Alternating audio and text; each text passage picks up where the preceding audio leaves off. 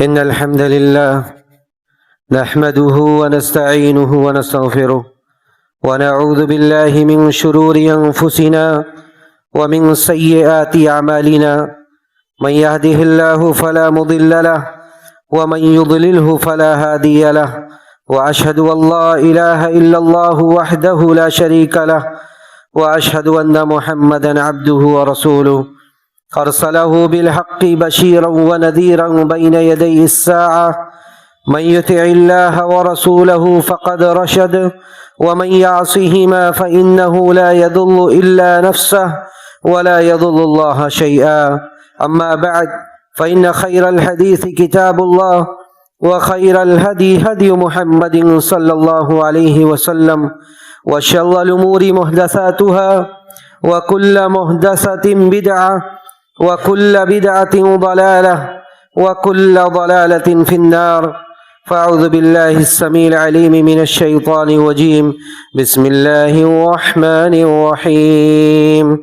قاف والقرآن المجيد بل عجبوا أن جاءهم منذر منهم فقال الكافرون هذا شيء عجيب. أإذا متنا وكنا ترابا ذلك رجع بعيد.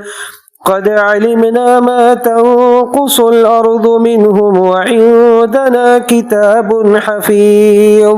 بل كذبوا بالحق لما جاءهم فهم في أمر مريج. أفلم ينظروا إلى السماء فوقهم كيف بنيناها وزيناها وما لها من فروج. والأرض مددناها وألقينا فيها رواسي وأنبتنا فيها من كل زوج بهيج. تبصرة وذكرى لكل عبد منيب. ونزلنا من السماء ماء مباركا فأنبتنا به جنات وحب الحصيد والنخل باسقات لها طلع نضيد رزقا للعباد وأحيينا به بلدة ميتا كذلك الخروج. كذبت قبلهم قوم نوح وأصحاب الرس وثمود وعاد وفرعون وإخوان لوط وأصحاب الأيكة وقوم تبع كل كذب الرسل فحق وعيد. أفعينا بالخلق الأول بل هم في لبس من خلق جديد. وقال عز من قائل في بيوت أذن الله أن ترفع ويذكر فيها اسمه يسبح له فيها بالغدو والآصال رجال لا تلهيهم تجارة ولا بيع عن ذكر الله وإقام الصلاة وإيتاء الزكاة يخافون يوما تتقلب فيه القلوب والأبصار. محترم بزرگوں، نوجوان ساتھیوں، عزیز ماؤں اور بہنوں، اللہ رب العزت والجلال کے حکم سے ہم اور آپ جمعہ کے لیے، اس کے علاوہ فرض نمازوں کی ادائیگی کے لیے اس مسجد میں اور اس طرح کی بہت ساری مساجد میں جمع ہوا کرتے ہیں. چونکہ اللہ سبحانہ و تعالیٰ نے نماز کو قائم کرنے، نماز کو اس کے ارکان و شروط کے ساتھ ادا کرنے اور نماز کو ادا کر کے اپنا تقرب، اپنی رضا اور رضوان کے حصول کا ذریعہ اور راستہ بتلایا ہے. اس لیے یہ مناسب سمجھا گیا کہ مساجد کے آداب مسجد میں آنے کا کیا ادب ہے، مسجد میں نماز کی ادائیگی کا کیا ادب ہے، کیا طریقہ ہے، احادیث نبویہ میں اس کے تعلق سے کیا احکام وارد ہوئے ہیں، کیا توجیحات بیان کی گئی ہے، ان باتوں کو آپ لوگوں کے سامنے رکھا جائے۔ لیکن اس موضوع کو جب سے میں نے پڑھنے کے لیے اٹھایا اس وقت سے ضمیر سے یہ آواز آ رہی ہے کہ آپ ایسی قوم سے خطاب کر رہے ہیں، میری مراد کوئی خاص لوگ نہیں بلکہ میں عام لوگوں کو مراد لے رہا ہوں، کہ آپ ایسی قوم سے خطاب کر رہے ہیں جن میں اکثر و بیشتر سرے سے نماز کے قائم کرنے والے ہیں ہی نہیں، ان سے مساجد کے آداب سے کیا سروکار ہے۔ مسجد کے آداب کو بیان کرنے سے قبل آپ یہ سن رکھیں اور یہ یقین رکھیں کہ آج امت مسلمہ کی جو حال ہے اس میں ایک بڑا عمل ہم جس عمل کے تحت ہم جس طرح اپنی زندگی گزار رہے ہیں اس کا خود ہے۔ ہماری مساجد کس طرح سے خالی ہو رہی ہے، ہماری مساجد کس طرح سے نمازیوں اس کا رونا رو رہی ہے، مصلیان تو مصلیان، اماموں تک کی پتہ نہیں ہے سردیوں کے موسم میں، یہ اللہ سبحانہ و تعالیٰ کے یہاں بہت بڑا سوال ہے جس کا جواب ہمیں تیار کرنا چاہیے کہ نماز کو قائم کیے بغیر ایک مسلمان خود کو مسلمان کیسے سمجھ سکتا ہے، ایک مومن خود کو اپنا ایمان والا کیسے سمجھ سکتا ہے۔ یہ سن رکھے کہ نبی علیہ الصلوۃ والسلام نے صراحتاً یہ بات کہی تھی کہ العہد الذی بیننا وبینہم الصلاۃ، کہ ہمارے اور دوسرے قوموں کے بیچ میں جو فرق کرنے والا عمل ہے وہ نماز ہے۔ الصلوات الخمس والجمعۃ الی الجمعۃ ورمضان الی رمضان مکفرات لما بینہن اذا اجتنبت الکبائر، یہ پنجگانہ نمازیں یہ اللہ کی طرف سے بہت بڑی نعمت ہے۔ کہا پیارے رسول نے کہ الصلوات الخمس والجمعۃ الی الجمعۃ ورمضان الی رمضان، کہ پنجگانہ نمازیں ایک روزہ ایک رمضان دوسرے رمضان تک، ایک جمعہ دوسرے جمعہ تک، یہ گناہوں کو معاف کرنے کا ذریعہ ہے۔ اذا اجتنبت الکبائر، جب بڑے بڑے کبیرہ گناہوں سے بچا جائے۔ اور نماز کے سلسلے میں جتنی تاکید وارد ہے وہ بار بار بیان کرنے کی ضرورت نہیں ہے، اتنی تاکید کسی اور عمل کے سلسلے میں نہیں ہے۔ اگر آپ ائمہ کی کتابوں کا، فقہا کی کتابوں کا مطالعہ کریں تو آپ اس نتیجے پر پہنچیں گے کہ فقہا نے اس بابت کتنی سخت اپنے کتابوں میں ان کے اوپر سزائیں نافذ کیے جو لوگ تاریک صلاۃ ہیں۔ اور یہ بات ان لوگوں کے بارے میں ہو رہی ہے جو لوگ سستی اور کاہلی میں نماز چھوڑتے ہیں، ان لوگوں کے بارے میں بات نہیں ہو رہی ہے جو سرے سے نماز کے منکر ہیں، بلکہ ان لوگوں کے بارے میں بات ہو رہی ہے جو لوگ نماز کو سستی اور کاہلی میں ترک کرتے ہیں۔ نماز کا وقت ہو گیا، ہمارے پاس بہت سارے کام ہیں اور یہ زندگی کام سے خالی نہیں ہے، نہ کام کبھی ختم ہوگا، لیکن اللہ کے لیے وقت نکالنا یہ مومنوں کا اصل کام ہے۔ تو یہ فقہا نے اپنی کتابوں میں ان لوگوں کے متعلق آپ پڑھیے اور اندازہ کیجئے کہ ان لوگوں کے متعلق کیا باتیں کی ہیں۔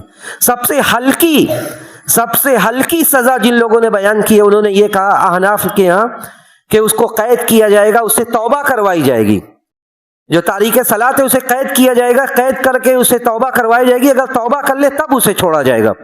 تو ہم نمازوں کا معاملہ ہلکے میں نہ لیں، یہ اللہ کے ہاں اول ما یحاسب به العبد یوم القیامۃ الصلاۃ، سب سے پہلا جو سوال ہوگا توحید کے بعد سب سے بڑی ذمہ داری ایک مسلمان کے اوپر وہ نمازوں کی ادائیگی، نمازوں کو قائم کرنا جس طرح اللہ نے حکم دیے، یہ سب سے پہلا سوال ہوگا۔ اول ما یحاسب به العبد یوم القیامۃ الصلاۃ، سب سے پہلا سوال ہوگا نماز کے متعلق ہوگا۔ اگر وہ ٹھیک رہا، وہ درست رہا تو بعد کے سوالات تو آپ کے لیے آسان ہو سکتے، لیکن اگر آپ نماز ہی نہیں پڑھتے تو دوسرے جو اعمال ہیں، دوسرے جو دین کے راستے ہیں، جب انسان کا دل غافل ہونے لگتا ہے ایک وقت کے بعد تو وہ نماز میں آتا ہے، پھر اس کے دل میں ایک جلا آتی ہے، لیکن جب مسلسل وہ چھوڑنے لگتے تو اس کے بعد اس کا انجام کیا ہو۔ بہرحال تو مساجد کے آداب، چونکہ نماز کو فرض کیا گیا اور اکثر علماء کے یہاں نماز کو باجماعت آ کر مسجد میں پڑھنا ہے، یہ نبی علیہ الصلوۃ والسلام کی سنت متواترہ سے یہ بات ثابت ہے کہ آپ نے بغیر کسی عذر کے نہ تو کسی کو رخصت دی، نہ آپ نے کبھی خود عمل کیا۔ آپ نماز پنجگانہ کے لیے مسجد میں آ کر نماز کو ادا کرنا یہ اکثر علماء کے یہاں واجب ہے، اگر واجب نہیں تو سنت مؤکدہ سے تو کوئی انکار نہیں کر سکتا۔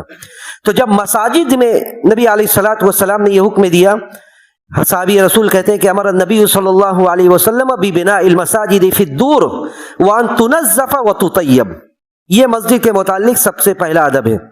پیارے رسول نے کہا کہ صحابہ نے کہا کہ نبی نے ہمیں حکم دیا کہ ہم محلوں میں جو اسلامی محلے ہیں، مسلمانوں کے رہنے کی جگہ ہے، ان جگہوں پر مسجدوں کو بنائیں، اور مسجدوں کو بنا کے ایسے ہی نہ چھوڑ دیں، بلکہ وان تنظف وتطیب، مسجدوں کو پاک صاف رکھیں، مسجدوں کو پاک صاف رکھیں اور اس میں خوشبو لگائیں. اب یہ خوشبو کس طرح لگائیں، اس میں ائمہ کے یہاں کئی باتیں ہیں کہ انسان خود خوشبو لگا کر آئے اور اس کی خوشبو کا اثر ہو، یا جیسے حرمین وغیرہ میں دیکھا جاتا ہے کہ بعض جگہوں پر خوشبو لگائی جاتی ہے. دونوں مفہوم اپنی جگہ پہ درست ہے. تو نبی علیہ الصلوۃ والسلام نے سب سے پہلی بات یہ کہی کہ جہاں اسلامی محلے ہیں، جہاں اس مسلمان رہتے ہیں، ان جگہوں پر مسجد کا بنانا یہ مسلمانوں کی ذمہ داری ہے، اور مسجد کو بنا کر اس کو پاک و صاف رکھنا یہ بھی مسلمانوں کی ذمہ داری ہے. یہ نہیں کہ مسجد بنا لے اور اس کے بعد اس کی پاک صفائی اور ستھرائی کا خیال نہ رکھا جائے، بلکہ نبی علیہ الصلوۃ والسلام نے یہ بھی کہا یہ سب کی ذمہ داری ہے، یہ سب کی ذمہ داری ہے جو مسجد میں آتا ہے. آپ نے منع کیا صلاۃً کہ کوئی آدمی مسجد میں تھوکے نہ. اگر ایسی نوبت بھی آ جائے، اس زمانے میں چونکہ مسجد اس طرح تھی تو آپ نے کہا کہ اپنے بائیں طرف تھوک لے، لیکن آج کے زمانے میں جب کارپیٹ اور قالین کا زمانہ ہے، اس زمانے میں ہر مسلمان کی، ہر مسلیان کی ذمہ داری ہے کہ وہ جب مسجد میں آئے اس کے پاکی اور صفائی ستھرائی کا خیال بالکل رکھے. ہمارے یہاں مسجد کے ذمہ داران کی یہ شکایت ہوتی ہے، وضو کرتے ہیں لوگ، وضو کر کے ویسے ہی چلے جاتے ہیں. یعنی آپ کے یہاں آپ کے لیے پاؤں پوش رکھا گیا ہے، آپ پانی سکھا کر اندر آ سکتے ہیں، اس لیے کہ جب بار بار اس طرح سے آئیں گے تو اس سے اس طرح کے قالین اور کارپیٹ سے ایک بو و بدبو پھیلنے لگتی ہے جسے ہم خود محسوس کرتے ہیں. تو مسجد کو پاک صاف رکھنا یہ صرف ذمہ داران کی ذمہ داری نہیں بلکہ ہر مسلیان کی ذمہ داری ہے. پیارے رسول نے جہاں مسجد کے بنانے کا حکم دیا وہاں آپ نے یہ کہا کہ مسجد کو پاک و صاف رکھا جائے. تو یہ مسجد کے تعلق سے پہلا ادب ہے، کیونکہ مسجد جس آدمی کا دل مسجد سے لگا رہتا ہے، قیامت کے دن جن لوگوں کو عرش کا سایہ ملے گا اس میں ایک بندہ یہ بھی ہے. سبعۃ یظلهم اللہ فی ظلہ یوم لا ظل الا ظلہ وفیہ رجل قلبہ معلق فی المساجد. ایک وہ بندہ بھی ہے جس کا دل مسجد سے لٹکا ہوا ہے، یعنی وہ مسجد کے تعلق سے سوچتا ہے، مسجد میں نمازوں کو پڑھنے کے لیے آتا ہے، ایک وقت کے ایک بار جاتا ہے پھر وہ آنے کی فکر میں رہتا ہے. تو مسجد کی ذمہ داری یہ بڑی عظیم ذمہ داری ہے، اور مسجد کو آباد کرنا انما یعمر مساجد اللہ من آمن باللہ والیوم الآخر، یہ اللہ تعالیٰ نے ایمان کی علامت قرار دی کہ ایک بندہ مسجد میں آتا ہے، آ کر مسجد کو آباد کرتا ہے، یہ اس کی ایمان کی علامت ہے. انما یعمر مساجد اللہ من آمن باللہ والیوم الآخر، مسجد کو آباد در حقیقت وہ لوگ کرتے جو اللہ پر اور آخرت کے دن پر ایمان رکھتے ہیں. تو آپ نے کہا کہ مسجد کو پاک و صاف رکھا جائے، مسجد کے صفائی ستھرائی کا خیال کیا جائے، کیونکہ مسجد یہ وہ جگہ ہے جہاں اللہ کا ذکر کیا جاتا ہے. اللہ کا ذکر فی بیوت اذن اللہ ان ترفع، جو آیت پڑھی گئی، اللہ نے کہا کہ فی بیوت اذن اللہ ان ترفع ویذکر فیہا اسمہ، یہ ایسے گھر ہیں جن میں اللہ کا ذکر کیا جاتا ہے، اللہ نے اجازت دی ہے کہ اس کے ذکر کو بلند کیا جائے ان جگہوں پر. وَيُذْكَرَ فِيهَا اسْمُهُ، اس میں اللہ کا نام لیا جائے. تو یہ وہ جگہ ہیں جو اللہ سے مناجات کے لیے، اللہ سے مناجات کے لیے، اللہ کی عبادت کے لیے ہم آتے ہیں. یہ دنیا میں سب سے اچھی جگہ ہے. احب البلاد الی اللہ مساجدها، اس روئے زمین پر جتنی جگہ انہیں سب سے اچھی جگہ یہ مسجد ہے. وَأَبْغَضُ الْبِلَادِ إِلَى اللَّهِ أَسْوَاقُهَا، اور سب سے بدترین جگہ یہ بازار ہے جہاں زیادہ وقت گزرتا ہے. پیارے رسول نے کہا تھا کہ سب سے افضل جگہ یہ مسجد ہے جہاں اللہ کی عبادت کی جاتی ہے. تو اس لیے مسجد کو یہ سمجھ کر مسجد میں آنا چاہیے. اس کے بعد مسجد میں آنا کیسے، نماز کے بعد، یعنی مسجد میں آتے وقت انسان کی کیفیت کیا ہو کہ وہ مسجد میں جا رہا ہے نماز کے لیے. ایک حدیث حضرت جابر رضی اللہ تعالیٰ عنہ صحیح مسلم کی روایت ہے، پیارے رسول کے مسجد میں جانے کی کیفیت بیان کرتے ہیں کہ مسجد میں آپ کیسے جاتے تھے. معاف کیجیے، حضرت عبداللہ ابن عباس کہتے ہیں کہ میں نے اللہ کے رسول کے ساتھ ایک رات گزاری، اس کے بعد میں دیکھتا ہوں کہ آپ رات کا کچھ حصہ گزرنے کے بعد آپ بیدار ہوتے ہیں، آپ بیدار ہوتے ہیں، آپ مسواک کرتے ہیں، وضو کرتے ہیں، اس کے بعد سورہ آل عمران کی یہ آیات ان فی خلق السماوات والارض واختلاف اللیل والنہار لآیات لأولی الالباب، یہ آیات آپ پڑھتے ہیں آخر تک، جہاں تک سورہ آل عمران ختم ہوتی ہے یہ آیات آپ پڑھتے ہیں. اس کے بعد جب مطلب یہ نماز میں نہیں پڑھتے، اس سے پہلے آپ وضو کے بعد یہ آیات پڑھتے رہتے ہیں، ختم ہوتی ہے، اس کے بعد آپ نماز پڑھنے کے لیے کھڑے ہوتے ہیں، 2 رکعت پڑھتے ہیں، لمبی 2 رکعت. کہتے ہیں کہ فاطال الرکوع والسجود والقیام، رکوع سجدہ قیام سب خوب لمبا کرتے ہیں. اس کے بعد 2 رکعت کے بعد آپ آرام کرتے ہیں، یعنی سو جاتے ہیں، اور سونے کی آواز آتی ہے. یعنی اس سے یہ پتہ چلا کہ اگر کوئی آدمی قسطوار رات کی نماز ادا کرے، 2 رکعت کر کے بھی ادا کرے تو کوئی دقت نہیں ہے. کہتے ہیں کہ 2 رکعت پڑھ کے آپ سو گئے، پھر اٹھتے ہیں، پھر 2 رکعت پڑھتے ہیں، پھر 2 رکعت کے بعد سوتے ہیں، یہاں تک کہ سونے کی آواز آپ کے آنے لگتی ہے. اس کے بعد پھر آپ اٹھتے ہیں اور پھر پڑھتے ہیں. اس طرح آپ رات کی نماز مکمل کرتے ہیں. آخری میں وتر پڑھتے ہیں.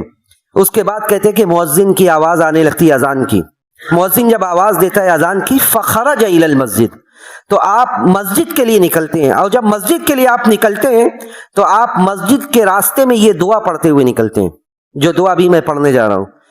کہتے ہیں کہ اللہ کے رسول کی زبان مبارک سے یہ دعا نکل رہی تھی جب آپ مسجد کے لیے جا رہے تھے کہ اللہم اجعل فی قلبی نورا وفی لسانی نورا وفی سمعی نورا وفی بصری نورا وعن یمینی نورا وعن شمالی نورا ومن فوقی نورا ومن خلفی نورا واعطنی نورا. یہ اللہ سبحانہ و تعالیٰ سے دعا کا ایک انداز ہے کہ اللہ تعالیٰ سے پیارے رسول نور کا سوال کر رہے ہیں، روشنی کا، جو دنیا اور آخرت کو منور کر دے. کہہ رہے ہیں کہ اللہ میرے دل کو منور کر دے، میرے زبان میں نور ڈال دے، میرے دل میں نور ڈال دے، میرے دائیں بائیں، میرے اوپر نیچے. اللہم آتینی نورا. کہتے ہیں حضرت عبداللہ ابن عباس کہ آپ یہ دعا پڑھتے ہوئے مسجد کی طرف آپ جاتے ہیں. اس سے یہ پتہ چلا کہ راستے میں مسجد میں آنے کا جو طریقہ ہے اور دوسری جگہوں پر جانے کا، اس میں فرق ہونا چاہیے. آپ مسجد میں جب آ رہے ہیں آپ کی زبان تر ہونی چاہیے اللہ کے ذکر سے. جو دعائیں یاد ہیں، اگر یہ دعا یاد ہے یا اس طرح کی جو بھی دعائیں یاد ہے، آپ پڑھتے ہوئے مسجد میں آئیں. اس کے بعد جب مسجد میں آپ آ گئے، مسجد میں آتے وقت آپ کا کس طرح آئیں، دوڑتے ہوئے، بھاگتے ہوئے، جیسے بعض لوگوں کی عادت ہوتی ہے.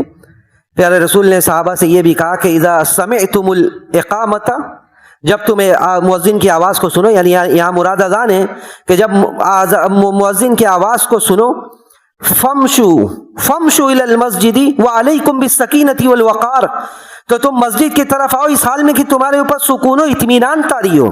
ولا تسرعوا، جلد بازی مت کرو. ولا تسرعوا، جلد بازی مت کرو. ما ادرکتم فصلوا وما فاتکم فاتموا، جو مل جائے، جو نماز مل جائے وہ پڑھ لو، اور جو چھوٹ جائے اس کو پورا کر لو. آپ یہ نہ سوچیں کہ آپ بھاگتے ہوئے آئیں گے تو آپ کو جو نماز مل جائے گی. بعض لوگ اسی لیے جلدی کرتے ہیں، پہلے یہ کہ دیر میں گھر سے نکلنا اور بھاگتے ہوئے آنا. یہ بھاگتے ہوئے آنا یہ گویا کہ سنت کی مخالفت ہے. اور آپ یہ سوچیں کہ میں 1 رکعت پا لوں گا اس سے مجھے زیادہ ثواب ملے گا، ایسا نہیں ہے. ابو داؤد کی صحیح روایت میں نبی علیہ الصلوۃ والسلام نے کہا کہ ایک بندہ من توضا، ایک بندہ وضو کرتا ہے، وراح الی المسجد، مسجد میں جاتا ہے، مسجد میں جب پہنچتا ہے، ادرکت الناس وهم یصلون وقد ادرکت الناس وقد صلوا، لوگوں کو اس حال میں پاتا ہے کہ یہ لوگ نماز پڑھ چکے ہیں، تو اسے مایوس ہونے کی ضرورت نہیں، اس نے پوری کوشش کی. اور پیارے رسول نے اسی حدیث میں کہا کہ اس کو اتنا ہی ثواب ملتا ہے جتنا ان لوگوں کو ملتا ہے جنہوں نے نماز پڑھی ہے. جن لوگوں نے نماز پڑھ لی اور ایک بندہ کوشش کرتا ہے، ضروریات انسان ہیں، انسان کی بہت ساری حاجات ہو سکتی ہے، کبھی باتھ روم چلا گیا، کچھ ہو گیا، کچھ عوارض ہو گئے جس کی وجہ سے وہ پیچھے رہ گیا، لیکن یہ کبھی کی بات ہے. بعض لوگوں کی عادتیں متواترہ بن چکی ہے کہ وہ بعض مساجد میں بعض لوگوں کی نشاندہی کی جا سکتی ہے کہ یہ وہ لوگ ہیں جو ہمیشہ جماعت ثانی کی امامت کرتے ہیں، یہ وہ لوگ ہیں جو نمازوں کے ختم ہونے کے بعد آتے ہیں. تو معاف کیجئے، یہ اس سے وہ لوگ مراد نہیں ہے، بلکہ وہ لوگ مراد ہیں جو نماز پڑھنے والے صحیح وقت میں کبھی پیچھے رہ گئے. تو پیارے رسول نے کہا کہ ان کو اتنا ہی ثواب ملتا ہے جتنا ان لوگوں کو ملتا ہے جن لوگوں نے آ کے نماز پڑھی ہے. من غیر ان ينقص من او من اجورهم شیئا، کسی کے اجر میں سے کچھ کمی نہیں کی جا سکتی.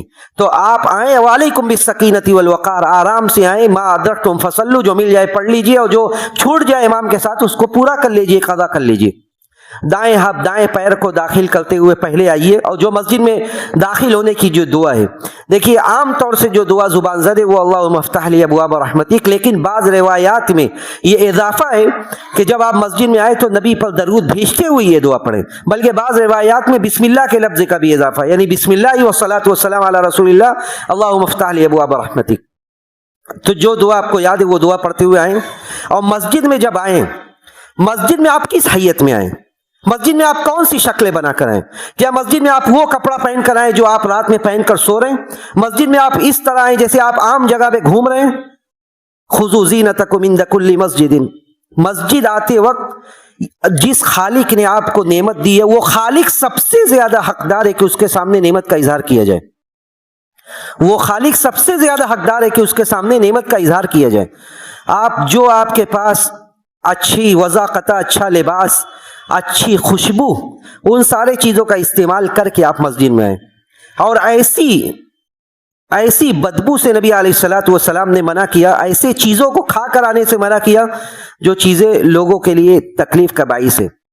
آپ نے کہا کہ من اکل ثوما او بصلا او قلاسا فلیعتزل مساجدنا، جو آدمی پیاز کھائے، لہسن کھائے کچا، وہ مسجد سے الگ رہے، وہ مسجد میں نہ آئے، کہ فَإِنَّ الْمَلَائِكَةَ تَتَعَزَّى مِمَّا يَتَعَزَّى مِنْهُ بَنُو آدم، کیونکہ آدم کی اولاد جن چیزوں سے تکلیف محسوس کرتی ہے، ایک پیاز تو پرانے زمانے کی بات ہو گئی، آج جو لوگ اللہ انہیں ہدایت دے، جو لوگ سگریٹ نوشی کے لت میں پڑے ہوئے، اگر وہ آپ کے بغل میں مسجد میں پڑ جائیں، نماز میں پڑ جائیں، تو رب ذوالجلال کی قسم آپ کی نماز خراب ہو گئی آپ کی۔ اور کچھ لوگ زیادہ حساس ہوتے ہیں، ان کے یہاں تو نماز کی ادائیگی صحیح سے نہیں ہوتی۔ جو آدمی سگریٹ نوشی کی لت میں، جس کے منہ سے ہمیشہ بدبو آتی رہتی ہے، وہ مسجد میں جب آتا ہے اس کے منہ سے بدبو آتی ہے، جس کی وجہ سے دوسرے لوگ بھی تکلیف میں پڑتے ہیں۔ پیارے رسول نے تو پیاز اور لہسن کی بات کی تھی، اور اس طرح کی ایک اور سبزی تھی جس کا قلاص ذکر کیا گیا کہ یہ ساری چیزیں کھا کے نہ بندہ ہے۔ فَإِنَّ الْمَلَائِكَةَ تَتَعَزَّى مِمَّا يَتَعَزَّى مِنْهُ الْإِنسَانُ مِنْهُ بَنُو آدم، کیونکہ فرشتے بھی اس سے تکلیف محسوس کرتے ہیں جس سے انسان محسوس کرتا ہے۔ تو اسی لیے مسجد کے ادب کا ایک حصہ یہ بھی ہے کہ آپ اچھے وضاقت میں، اچھے کپڑوں میں، اچھی خوشبو کا استعمال کر کے تب آپ مسجد میں آئے۔ اپنی حیثیت کے مطابق آدمی خوشبو کا استعمال کرے تو یہ اسراف نہیں ہے، اپنی حیثیت کے مطابق آدمی خوشبوؤں کا استعمال کرے، عطر کا استعمال کرے تو یہ قطعاً اسراف نہیں ہے، بلکہ نبی علیہ الصلوۃ والسلام نے یہ کہا تھا کہ حبب الی من دنیاکم الطیب والنساء، دنیا کی جو چیزیں میرے نظروں میں محبوب ہے وہ خوشبو اور عورتیں، وجعلت قرۃ عینی فی الصلاۃ، اور لیکن نماز میرے آنکھوں کی ٹھنڈک ہے، نماز میرے آنکھوں کی ٹھنڈک ہے۔ تو آدمی اچھی وضاقت میں جو خوشبو میسر ہو، جتنی اس کی حیثیت ہے، جو کیپیسٹی ہے، اس حساب سے وہ استعمال کر کے اچھی وضاقت میں مسجد میں آئے۔ اس کے بعد مسجد میں جب وہ آئے تو مسجد میں آنے کے بعد سب سے پہلا کام یہ ہونا چاہیے کہ وہ تحیۃ المسجد پڑھے، تحیۃ المسجد پڑھے 2 رکعت۔ نبی علیہ الصلوۃ والسلام نے کہا کہ جب بھی کوئی آدمی مسجد میں آئے فلا یجلس حتی یصلی رکعتین، تو 2 رکعت پڑھنے سے پہلے نہ بیٹھے۔ بعض لوگ سنت کی مخالفت کرتے، پہلے بعض مساجد میں دیکھا جاتا ہے بعض بھائیوں کو پہلے بیٹھتے پھر کھڑے ہو کے نماز پڑھتے، پہلے وہ ادھر ادھر نہ دیکھے بلکہ وہ آئے، مسجد کا یہ حق ہے کہ وہ سب سے پہلے آئے اور 2 رکعت تحیۃ المسجد پڑھے۔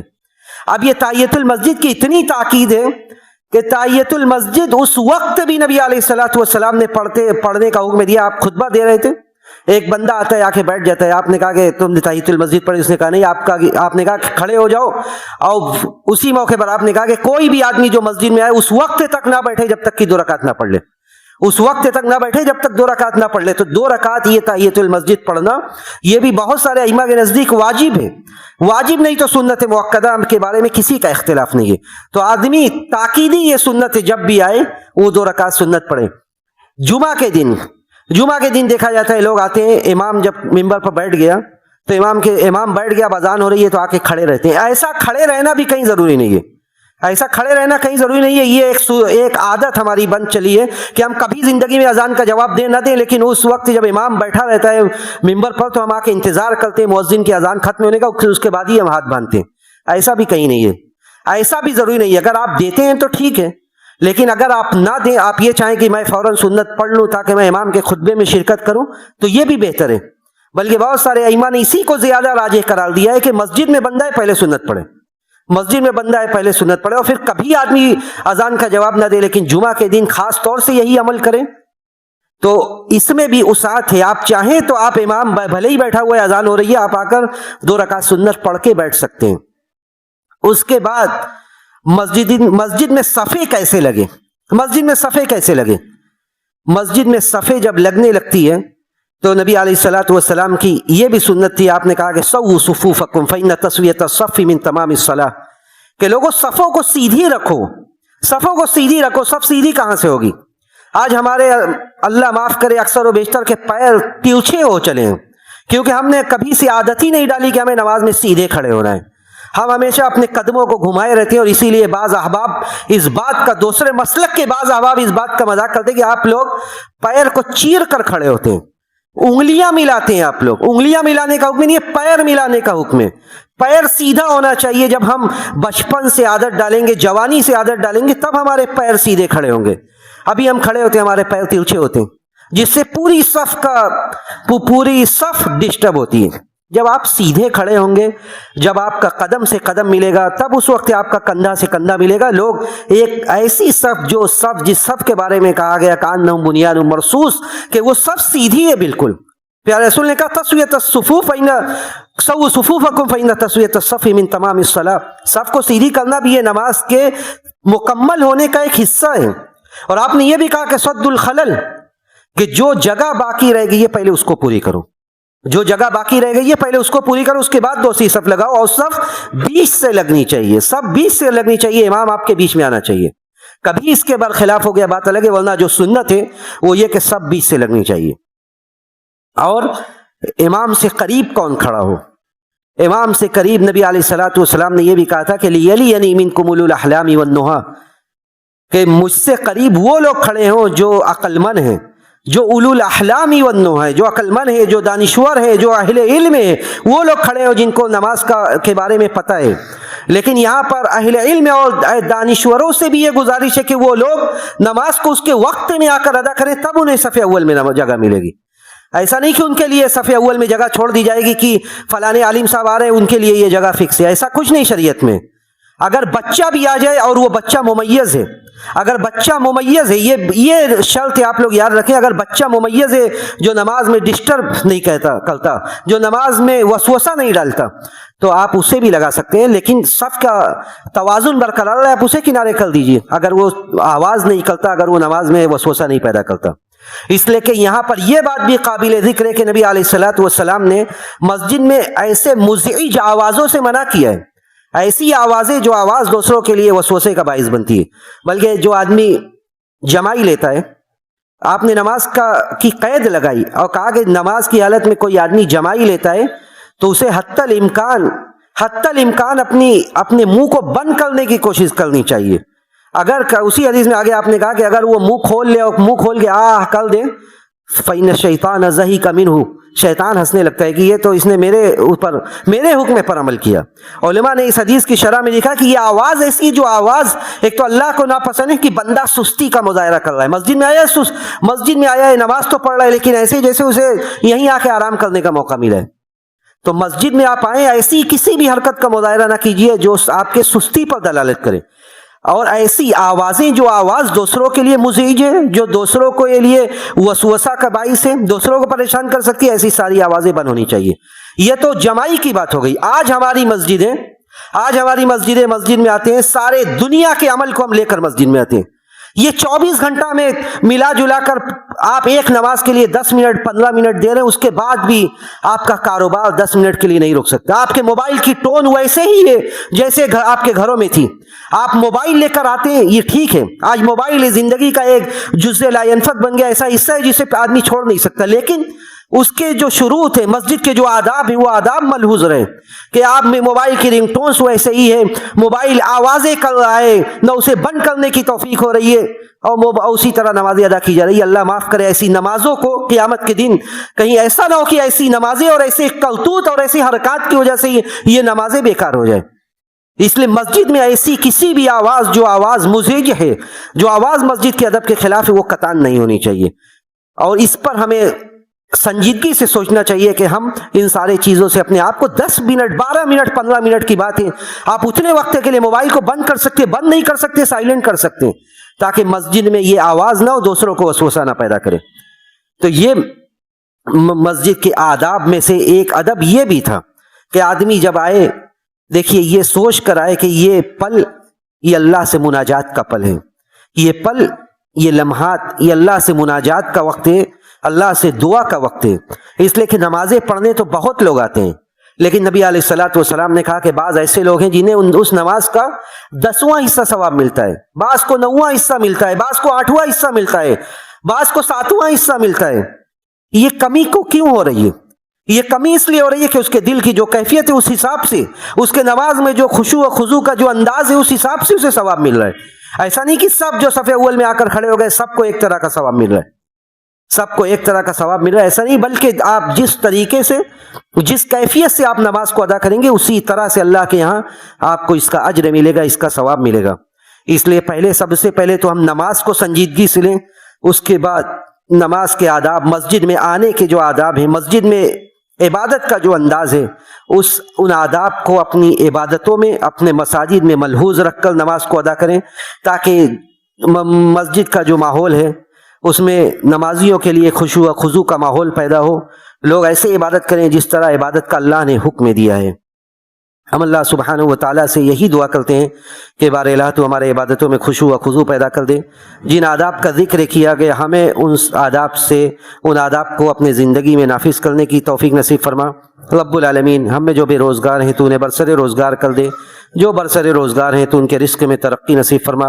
بار الہ، ہم میں جو بیمار ہیں تو انہیں ان کی بیماری سے شفائے کاملہ عاجلہ نصیب فرما، جو اس دنیا سے چلے گئے تو بار الہ تو ان کی مغفرت فرما، ان کی قبر کو جنت کی کیاری بنا دے، اور جب ہمارا آخری وقت آئے، اس دنیا سے جانے کا وقت آئے، تو ہمیں اس بات کی توفیق دے کہ ہمارا آخری کلمہ کلمہ توحید ہو۔ ربنا تقبل منا انك انت السميع العليم وتب علينا انك انت التواب الرحيم واخر دعوانا ان الحمد لله رب العالمين۔